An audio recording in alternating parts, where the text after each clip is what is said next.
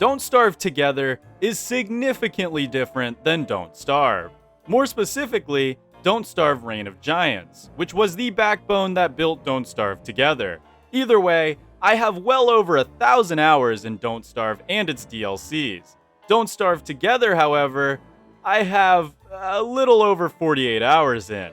Yeah, that's not great. Why do I have so many more hours on Don't Starve rather than Don't Starve Together? Well, that's not the focus of this video. The focus is that I finally decided to pick up this game again to see if I could survive 100 days without dying in Don't Starve Together. I wouldn't be alone for this journey, however. It is called Don't Starve Together after all. Sky, a complete Don't Starve noob, and I am talking practically 0 hours across both games, would be joining me.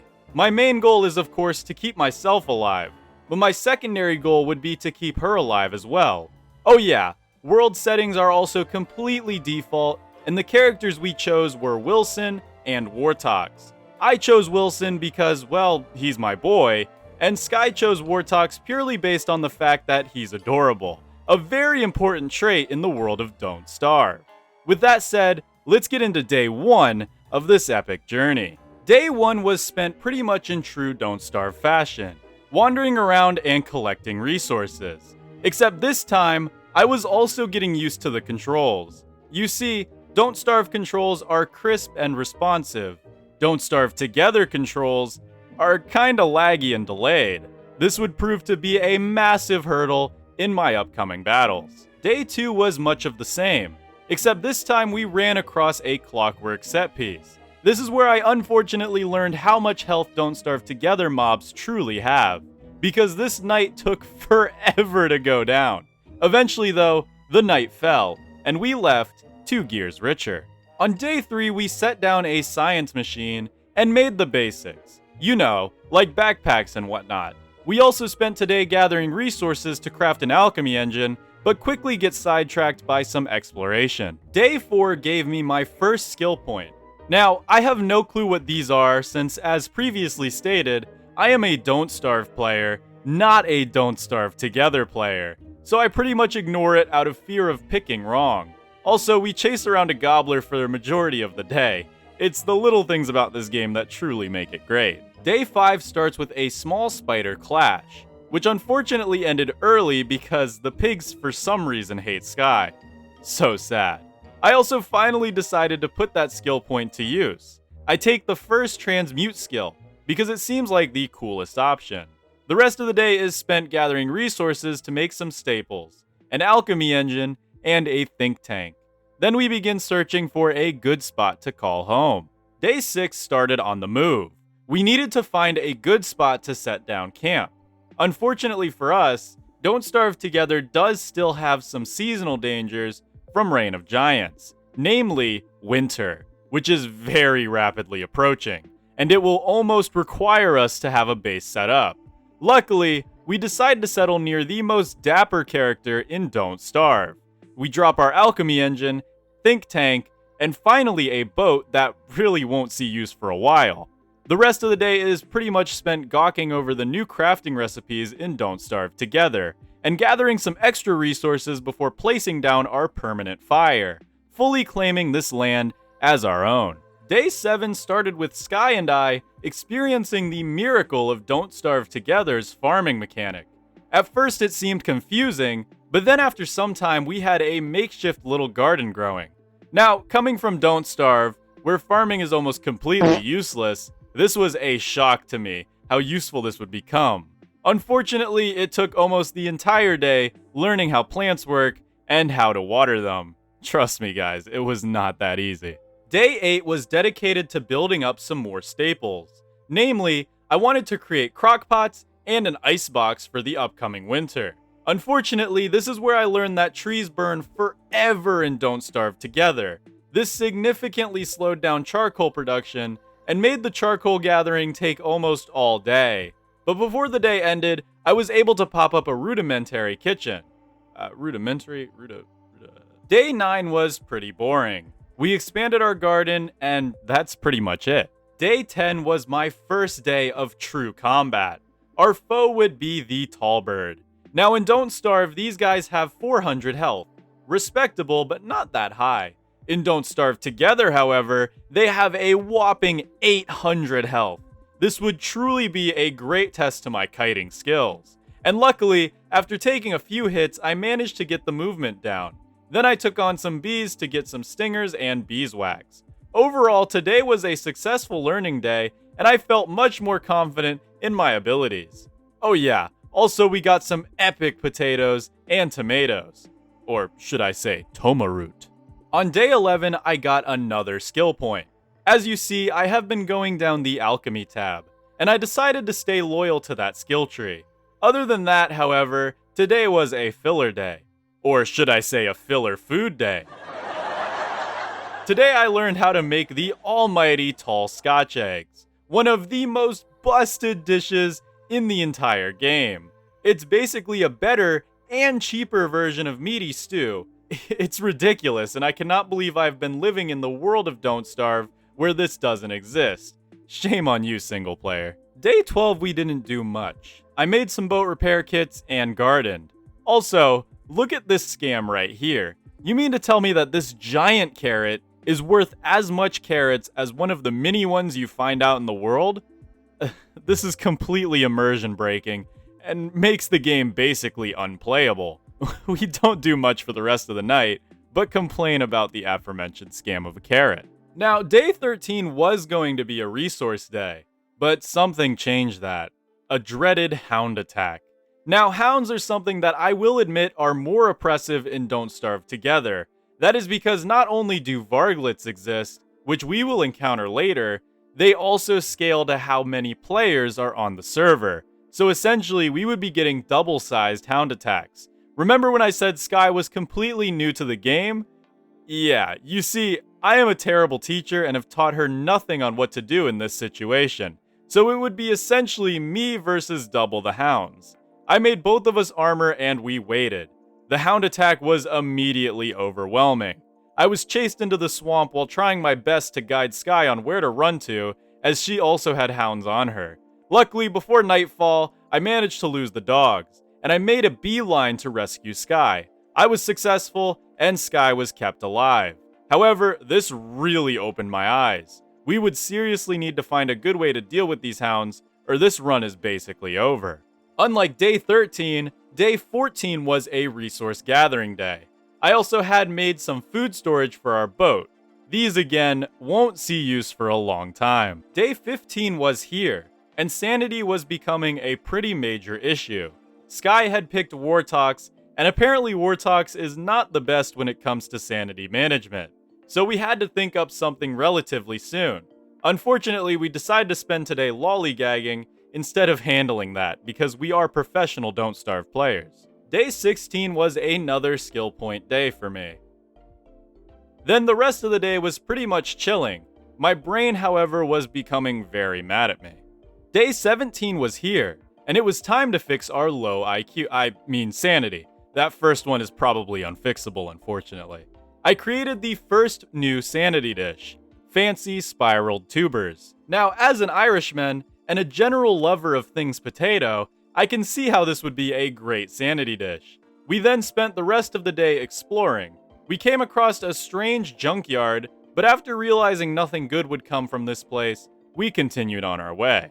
Day 18 was great for us, because we found lots and lots of gold.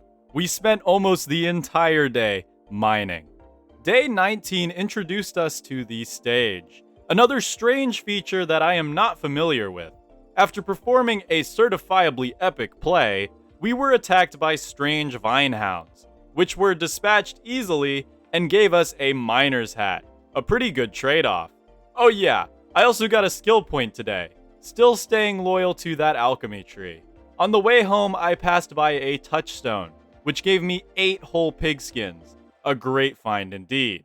And upon reaching home, I realized Sky had started building walls around our base. Now I know barely anything about Don't Starve Together, but in Don't Starve, walls are largely useless. But it was honestly so wholesome watching someone care about decoration, which if you watch any of my solo runs, it's lacking there. So this is a nice change of pace. Day 20 was here, and we spent it gathering resources. That was it. Oh, wait, there was one thing that happened. Like to death? Yeah, I'm slowly dying. Crap. Okay, here. Fire. Crap. Okay, come on. Red Hound! This way. Oh, this isn't looking good. Oh, there's water there! Beefalo, save us! Beefalo, please! There's so many of them. Ow! Oh, Ow! no! Oh, no. Okay, wait. I can fix this. I can make you back to life. The Beefalo should take care of them. Whoa. Yeah, no, they're definitely taking care of it. Day 21 was the start of winter, and Sky was no longer among us. But that's okay, as I was still alive, so the challenge was still going. After getting back to base, I created a Telltale Heart, one of the many ways to revive your friends in this version of the game. And just like that, Sky was back with us. Other notable things we did today was make a crockpot and slip on ice, which is a very comedic addition to the game. Day 22 was spent going back and forth gathering Sky's dropped stuff for her. I'm not kidding, it actually took me an entire day to do this. Look, this isn't an efficiency run, it's a survival run. Day 23 was spent pretty much around the fire cooking spiral tubers and gathering some wood. Yeah, very fun. Day 24 was finally an interesting day. Okay, maybe not really. It was mainly spent exploring and looking for green caps, as Sky was beginning to suffer severely from insanity, and we needed a quick fix. Unfortunately for me, Wartox has a massive 50% reduction in sanity gain from food, so this proved mostly useless. On day 25, I finally healed myself using the blue caps I acquired the other night. Then the rest of the day was spent gardening, cooking, and gathering some ice from our nearby Pangol friends, if you can call them that. Oh yeah, I also made another fridge. Very epic. Day 26 marked the discovery of a new great sanity food, vegetable stinger. Now, Sky and I actually tried this recipe in real life in a different video, and it is absolutely awful. So how does this dish give you so much sanity? I have absolutely no clue. Either way, this would become a staple for Sky for the coming days. Later in the night, we got a hound attack. This wave was our first encounter with a Varglet. And honestly, the resident Beefalo made somewhat short work of it. It looks like we found our defenders for future hound waves. These guys are seriously OP. Day 27 was a gardening and cooking day. We learned the power of tea, which would become Sky's new staple sanity food, as the drip sanity effect bypassed Wartox's downside. Also, can we just take a minute to appreciate the work Sky has put into this base? Walls all around and even a chest? Fans of the channel know I could never use one of those. Day 28 was another one of those all too common filler days. Luckily, you are watching a 100 days video and not a Let's Play, so you don't have to watch all 8 minutes of me collecting ice and charcoal. Day 29 gave me a new skill point. This time I went for the torch skill tree. Now, originally I saw this skill tree and was like, this has gotta be useless, right? But man, I'm telling you, the Wilson torches truly grow on me throughout these days. So much so that hopping back to single player actually made me miss the torch more than the other additions. Other than that, we traveled to a nearby spider nest to collect those sweet spider resources, alongside gathering some souls for Sky, which she uses for food and sometimes healing. Or most of the time she uses them to accidentally soul hop because the button to soul hop on console is B, which is the generic close inventory button on most games. So that mistake is pretty justified. Day 30 was spent fighting spiders to get more of the stuff we wanted in the previous day. Except tonight someone rather malicious, whatever, would visit us. Oh, there she is. Where's she going? Where? Alright, she's over there. Alright, well, all the pigs are gone, unfortunately. Oh, she's up there messing stuff up. What is she doing? She's fighting a tree guard! Wait! Whoa, why is the tree guard so massive? Hold on.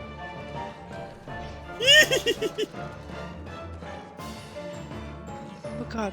What? Okay, Oh! that attack is... that does a lot of damage, actually. She's mad! She's mad! She's mad! She's mad! Oh, the screen shaking messes with my eyes. She's so mad. She's so mad. Tree guard, help me! Save me! Save me, tree guard! Oh, it's so over for you? Run! Oh!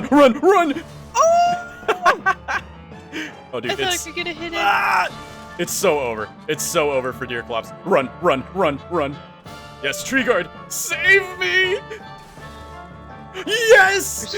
Yeah, guys, we beat Deerclops all on our own, dude. Oh, I got an achievement from that. Didn't even need any help. That tree guard did nothing.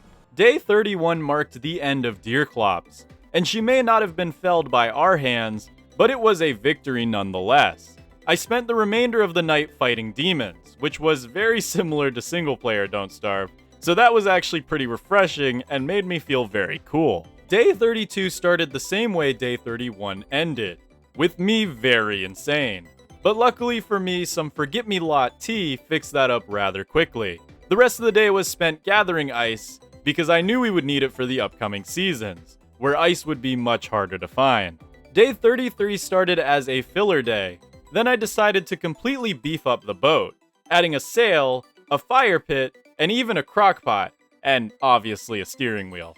Unfortunately, this boat would remain ported for the foreseeable future, but don't worry, we don't neglect it for the entirety of this run. Day 34 gave me another skill point. Man, these things come pretty fast. I decided to go for the beard tree, as I saw the beard stash and thought that would be a pretty cool perk to have. The rest of the day was spent trying to unalive birds to get Sky some more souls to potentially heal me, and in the night, we encountered a very strange skitter squid. I mean, where's this guy even going? What a strange individual. Day 35 was set up to be a cooking and gardening day. Overall pretty chill, except such luxuries aren't allowed in the world of Don't Starve together, as we got a pretty nasty hound attack later in the day. It was nothing our beefalo friends couldn't handle, however. Seriously though, these guys are the best. Sky unfortunately became insane, however, and the night was spent with me viciously battling back Sky's demons for her. Day 36 started with me giving Sky some vegetable stingers to combat this sudden onset of monsters, and luckily that worked. Temporarily. Once night came, some more monsters struck, and unfortunately swiftly defeated Sky, causing the death counter for Sky to reach a whopping 2, lowering my overall score in this 100 days challenge. But as long as I stay alive, the challenge can still go on.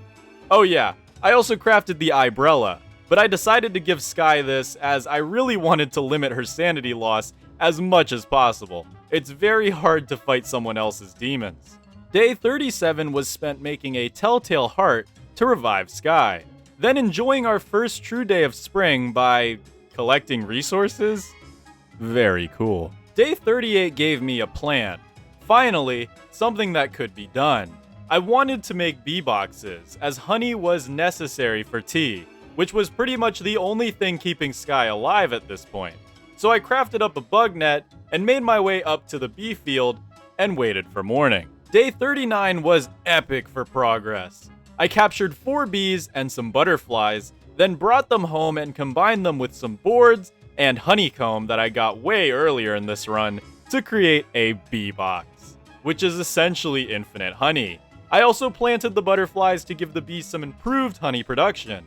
The rest of the night was spent doing what can only be described as epic engaging content. Day 40 was here, and I decided 1 bee box was not enough. We needed not a bee farm, but a bee empire. So I crafted another bug net. Unfortunately, dust came faster than anticipated, so I was forced to wait until the next day. Day 41 marked the start of our bee empire. I gathered enough bees for not 1, but 2 bee boxes, as well as some extra butterflies. I also took out some wasp nests, which led to the extra stingers, honey, and honeycomb you see in my inventory. Back home, I create and place down 2 bee boxes. With a total of 3 bee boxes, we now had a honey generator, which is truly epic. Me and Sky celebrated with unreasonably large meatballs, which we also made in a separate video in real life. And man, these things are delicious. These should be giving your character sanity, not that strange tomato ice juice. Day 42 was interesting. After collecting a lure plant, someone in chat noticed a strange looking rock, urging me to break it. After doing so, I was treated to a celestial orb, which, while cool looking, didn't provide much value on its own. It did look pretty cool chilling in our base though. Day 43 marked the start of our leafy meat farm. And if you think I came up with this idea, then you definitely did not read the title of the video. Remember, this was a almost completely blind run. I had no idea that boats would stop lures from spawning. Someone in chat suggested this, which was epic. Thank you guys. Day 44 was a rainy day that was perfect for some soothing tea. I also decided today would be a good day to shave my beard. This is where I learned that the beard in Don't Starve Together is far different than single player, shaving in stages rather than all at once. A very small change, but a cool one nonetheless. Unfortunately, tonight would mark a hound attack that bled into the next day. Day 45 started with the aforementioned hound attack, which split me and Sky up, something that has proven to be fatal many times prior in this run, so saying that I was anxious was an understatement. Luckily, we both came out of it relatively unscathed, and not a single beefalo has fallen to the hounds. If this was solo, these guys definitely would have been gone by now. Oh, what's that? Oh, they have 1,000 health and Don't Starve Together?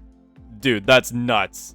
The rest of the day was spent gathering reeds. Why? Well, we needed papyrus for a bird cage. Day 46. Oh, what a long one. Today we had a change in plans. For a bird cage, we would need more gold. Unfortunately for us, the path to get gold is quite a walk away because the ocean gets in the way. Well, remember that boat that I spent all that time building up? It's now finally time to set sail. We confidently began sailing towards the gold-filled rocky biome. Unfortunately, Wavy Jones decided to pay us a visit. Remember, both of us have no clue how Wavy Jones works. I only know his name thanks to live chat. Both of us were filled with panic, unsure of what Wavy Jones would do to us, and before we knew it, we were plunged into darkness. Luckily, I had a torch in my inventory, but it was too late. Wavy Jones' attack sent us barreling into the land, and this was no ordinary land. Wavy Jones somehow sent us straight into Hound City. We tried running, but it was no use. Sky had fallen to the hounds. Luckily for me, however, I managed to slink away. So, I had survived. But the amount of stuff we just lost was astronomical. And, well, okay, we sort of cheated. Yes, I know what you may be thinking. How is this a challenge if you're going to let yourself roll back? Well, to be fair, this wasn't my idea. Remember that chat so far had been watching 6 hours of what was essentially all of the grind of Don't Starve Together without barely any fun fighting. And so they suggested a rollback. And to me it was justified.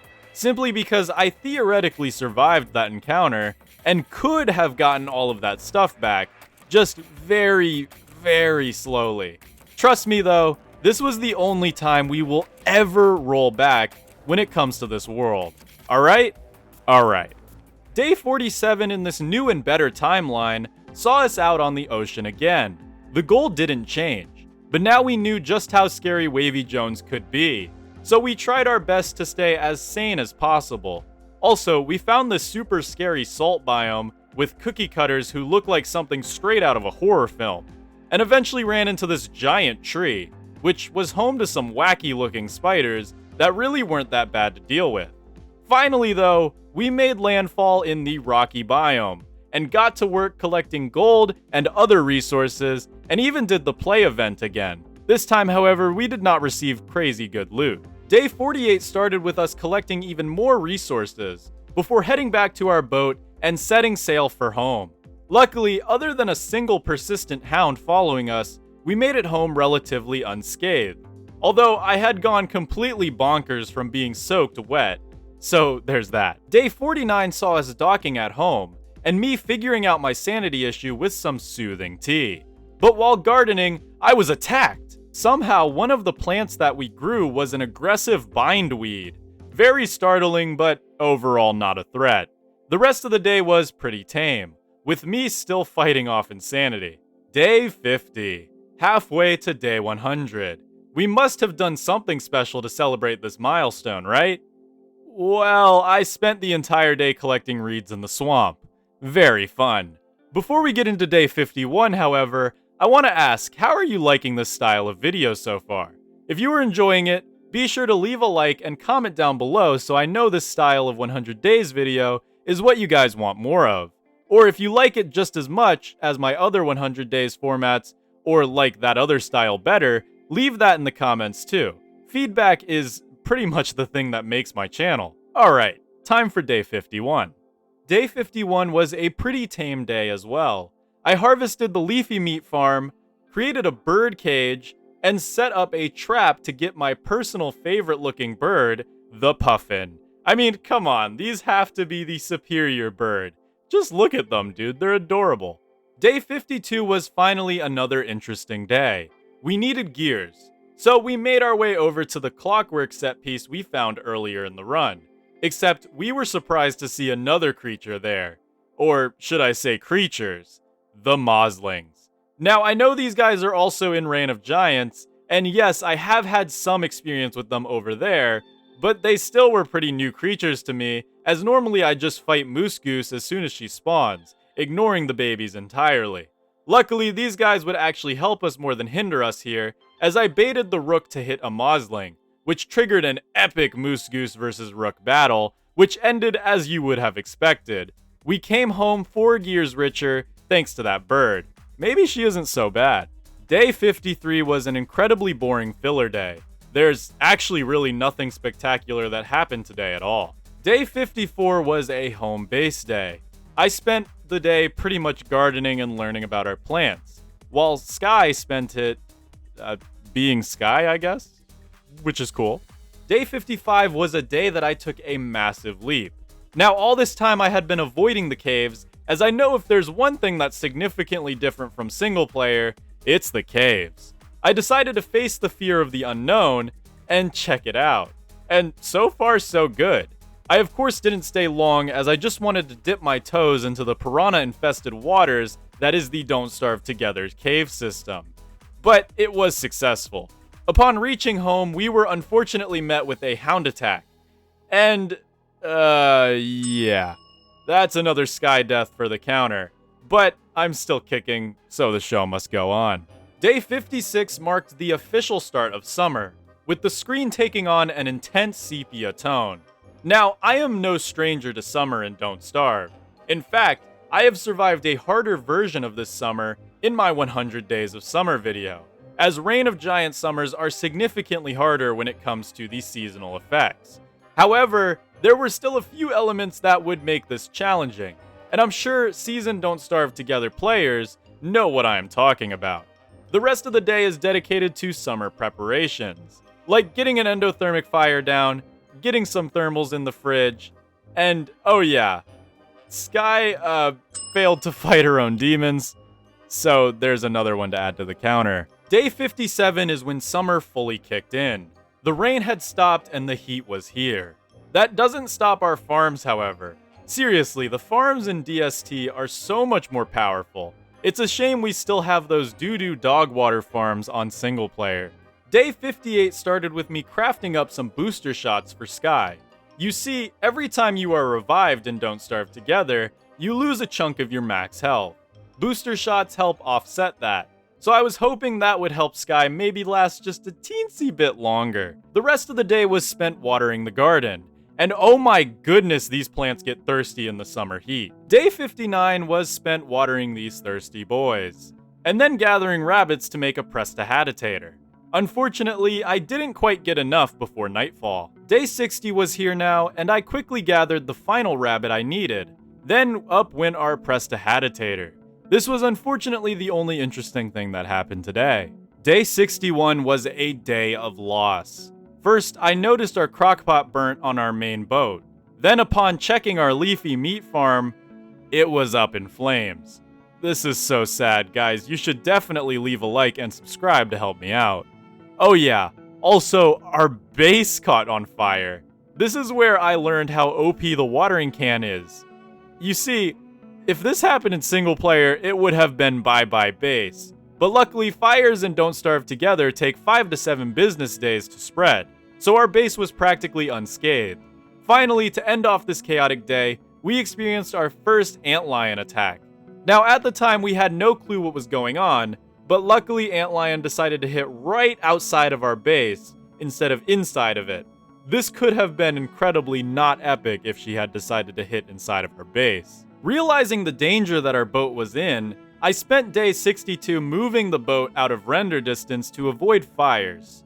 After that, I created 2 lanterns. This would be an upgrade for Sky, but personally no one could ever separate me from my beautiful Wilson torches. Day 63 started with a mad dash to the desert, where I very carefully extracted gold from just outside of the Hound's aggro radius.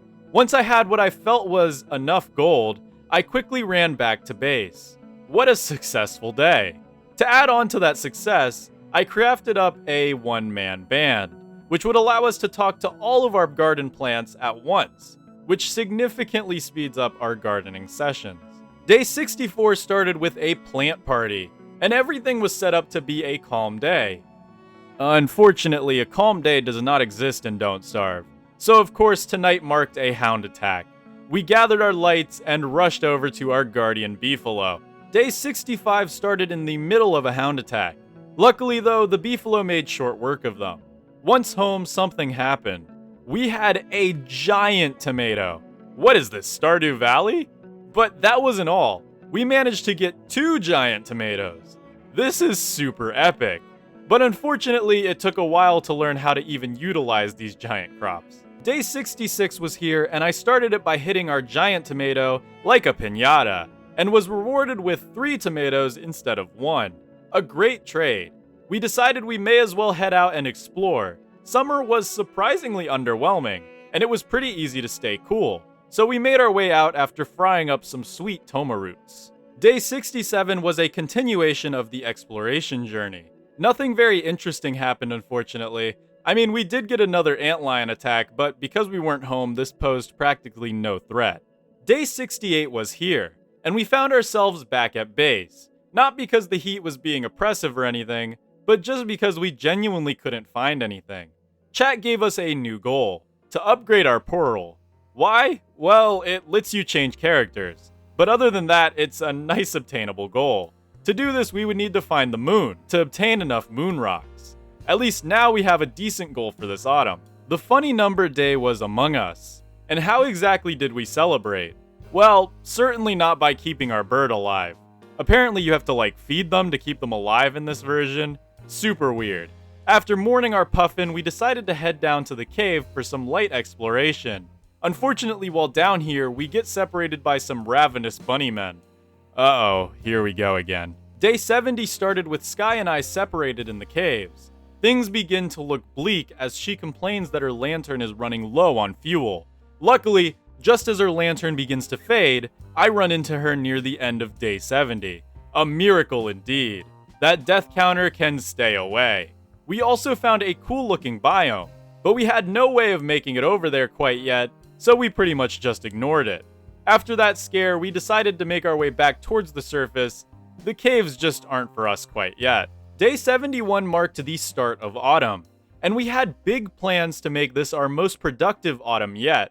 Unfortunately, we needed to prepare if we planned to do such a large voyage to the lunar island. So we spent today doing pretty menial tasks. Day 72 was another preparation day with nothing really interesting happening besides a poison birchnut tree attack, which we pretty much just avoided. Day 73 was now here, and we were finally ready to set sail. Fortunately for us, and I guess unfortunately for you guys, our sailing was relatively tame. Once night hit, we did make landfall, and I was particularly happy about finding new land. Day 74 started with me getting bored of this newfound land. So we set sail again, eventually reaching the Krabby Hermit's Island. Now, even at the time of writing this script, I still have no clue what this hermit does, so we pretty much just loitered on the island and stole some stuff, and then set sail again into the eeriness of the night. Then, as if the Don't Starve RNG gods were shining upon us, we struck it. Lunar Island. Or so I thought. Day 75 was spent exploring what I thought was Lunar Island, enjoying the different flipped sanity and whatnot, until I realized this was not Lunar Island, this was the far more sinister Lunar Archipelago. Gross. Either way, we continued exploring each of the islands looking for moon rocks. We came up empty-handed, though we did get a sizable amount of bull kelp and anemones, which is a funny play on words. I like that, Clay. That name is Polarlotus approved. Day 76 was spent looting the last lunar archipelago before setting sail yet again. Our journeys took us to some strange area that everybody in chat told us to stay away from, so we obliged. And then finally landing at the true lunar island. Finally, time to get some moon rocks. So the lunar island was cool to explore, but I'm sure most of you watching this already know about it. And we spent way more time than we should have here mostly gawking at the various doodads. So this part will be summarized very quickly.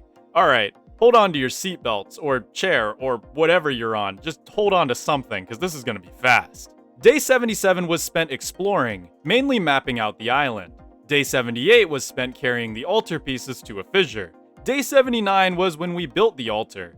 Then after that, we started basically draining the lunar island, taking everything that wasn't nailed down. Then I crafted a moon glass axe and a glass cutter. Day 80 marked the final day of our lunar island journey, and now it was time to sail home. Luckily, the journey was relatively calm, which was good for me, but bad for you guys who want to see us fail. Okay, that was kind of weird. Day 81 was where we started unpacking. First things first, I planted the bull kelp, then let Sky plant these stone fruit bushes. And then, in the night, I headed off to plant the anemones. Things seemed great, until, yeah, Sky managed to starve to death. Day 82 was the day we finished our portal upgrade. Now, I am a certified Wilson main, so there was no need for me to switch characters, and Sky was becoming attached to Wartox, so all that time was pretty much for nothing. But hey, it gave us something to do that wasn't fighting some raid boss who would almost certainly end this run. Day 83 was pretty calm, until we got a visit by the resident boss of Autumn, Berger. Luckily, Berger isn't just not a threat in Don't Starve, he is also a great asset, as I began to use him much like I would in Don't Starve singleplayer, and just ran him through the forest. It was great. Day 84 continued the Berger rampage, until he eventually was fallen by dual tree guards. However, the amount of wood he left for us means that we should be good for the foreseeable future. Day 85 was probably the most filler day ever. Literally nothing happened. Day 86 was spent gathering some of the wood our friend Berger left behind, also dealing with insanity at home at night, which is super fun. Day 87 was spent trying to get my sanity up, but failing. I kid you not, that's the only thing I have on my notes. Man, this game can be fun, but there's a lot of filler stuff that goes on. Day 88 was time for some fun. I wanted to get salt. Why? To make these salt box. I never make this salt box, by the way, at the end of the 100 days. I'm sorry, guys. Unfortunately, we would need to brave those spooky-looking cookie cutters in the salt biome to get set salt. We tried the stealthy approach first. When day 89 started, we were still in the salt fields. Unfortunately, we were gaining some serious attention from the resident cookie cutters. Luckily, they were actually not that scary. Everything was going great. That was up until Sky teleported off the boat. Dude, you cannot make this up.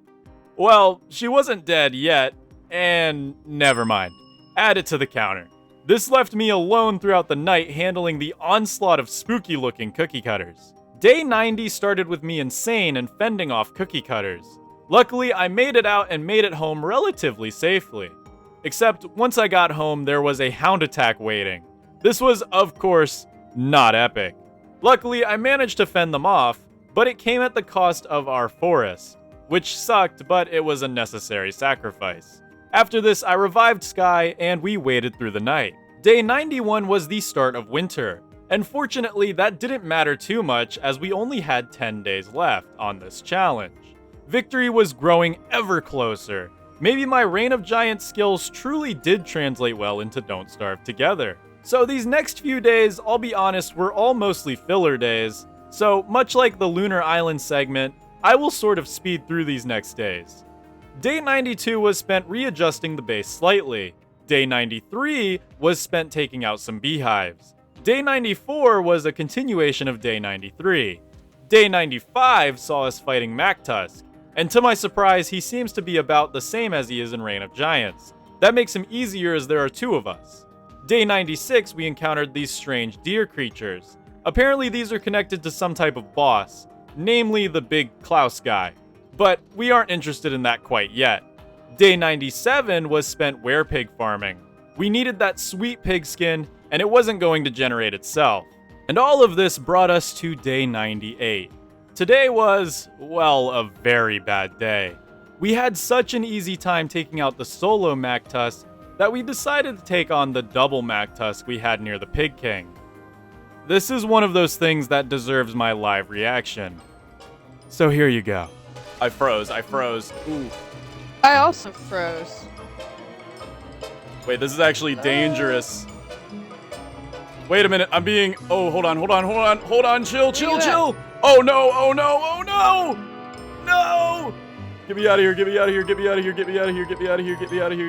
I'm almost dead. Ooh, ouch, ooh. I'm getting out of there. I am getting out of there. Hot. You should probably get out of there as well. Wow, Why can't I still hop? Wow. That would have been a dramatic ending. My health was vaporized, and my ego was leveled.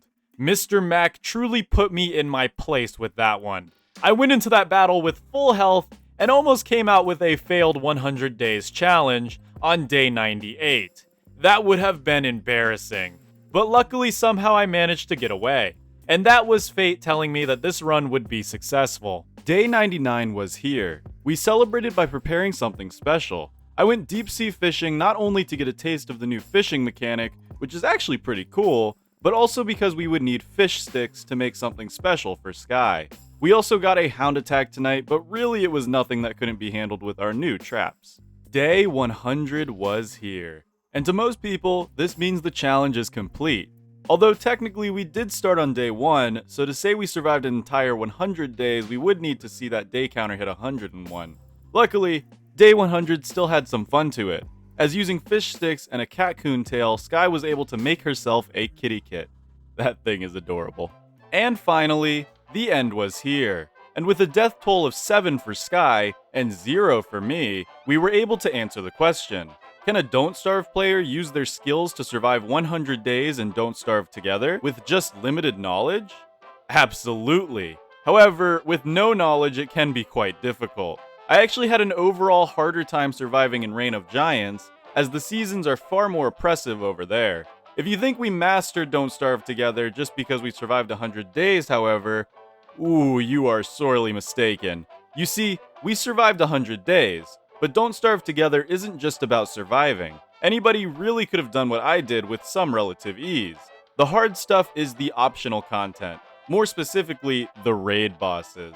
We faced a grand total of 0 of these guys throughout our entire journey. So if you want to see a 200 days or even 300 days survived, be sure to hit that like button down below.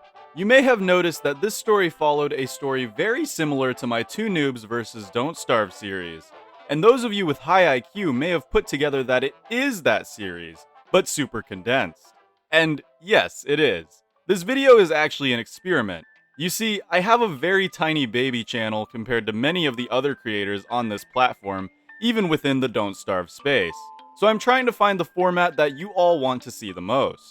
So if you enjoyed this version more than the other series, let me know in the comments down below. If you liked the other series better, then let me know as well. My goal is to choose one or the other to continue this series on, but if both of them are equally liked, then I can of course make them both. Oh yeah, if you want to watch that series, check out the playlist on screen now. This has been Polarlotus, and I'll see you in the next one. Bye bye.